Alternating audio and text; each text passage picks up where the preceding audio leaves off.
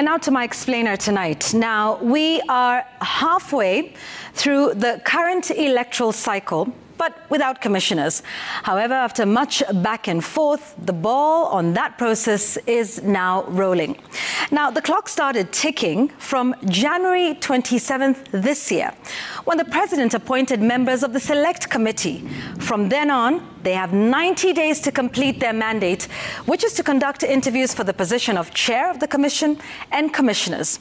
The interviews, as you know, are currently in progress, with 11 for Chair already complete, with the interviews for the other 111 shortlisted for the position of Commissioner currently ongoing.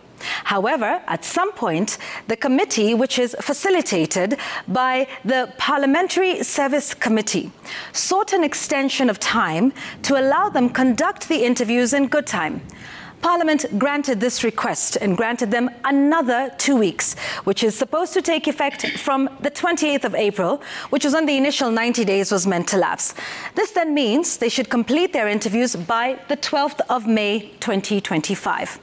Now, once they complete their interviews, they will then be required to send a total list of 11 names. 2 names for the position of Chair of the Commission, 9 names for the position of Commissioner, from which the President will make his selection. Now, upon receipt of those names, the President has 7 days within which he must consider the 11 names presented to him, whittle them down to 7, 1 Chair of the Commission and 6 to fill the Commissioner's slots. He will then forward the names to Parliament for approval, and that is what brings us to the date of the 20th of May. Now, once Parliament receives those names, they now have 14 days within which to consider, vet and approve the list of commissioners that has been presented to them.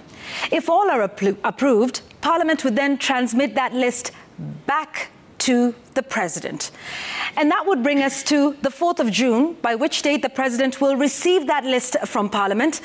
And the IEBC Act then grants the President another 7 days within which to formally appoint the commissioners.